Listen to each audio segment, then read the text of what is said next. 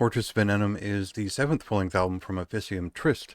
This is a Rotterdam, Netherlands-based death doom metal band who started out surely influenced by British death doom metal, and they took that a little bit further over time in various directions, following the times more or less. I think if you're a fan of classic death doom metal in that style, whether it's Catatonia or November's Doom or even Paradise Lost, you will appreciate how good that first record is. It kind of defined them at the time as a participant, but not really an innovator. And they just found a great version of that sound at exactly the right time.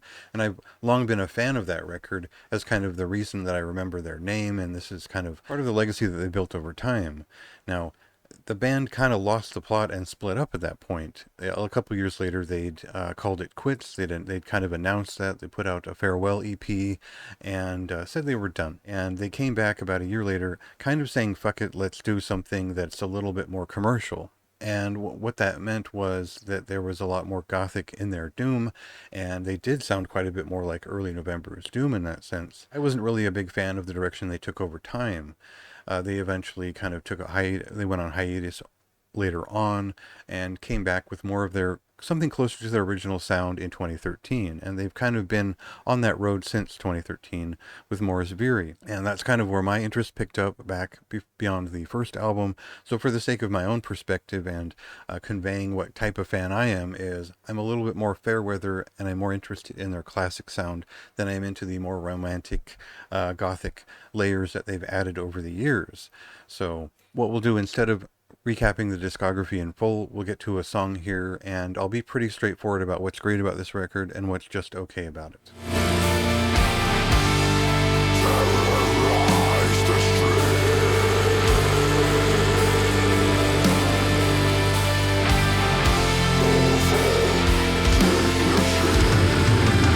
So for as long-winded and well-developed as The Death of Gaia was in 2019, this record steps it back, focuses on quick and effective songs that they make a big statements and they make them quickly, and they mostly focus on what the band is known for.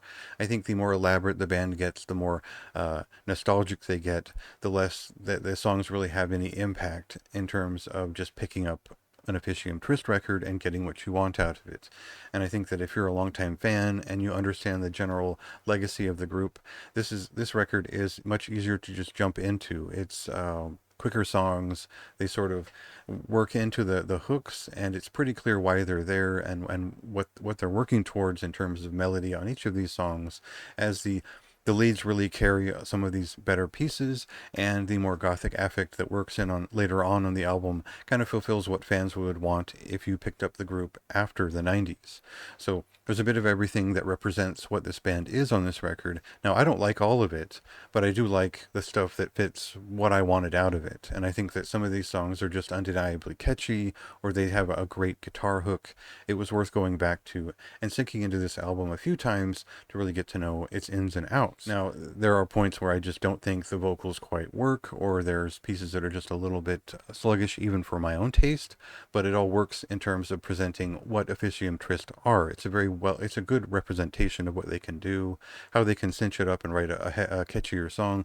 Basically, I think we get a little bit of the old, a little bit of the new, and they've done well to represent themselves in the process. For me, it's still a moderately high recommendation. It didn't quite land in terms of my own taste, but I appreciated the way the whole record came together, the way it was crafted, and I think that they're still very good at what they do. I personally am just more in tune with their earlier sound, and that's just where I'll always be with that. But if you've been following them for years, I think this will make a lot of sense, especially if you pick them back up in 2013 and want to follow where they've gone from there. Strong record, worth checking out. It releases on September 6th. You can check it out yourself then, and for now, read my review and see what you think.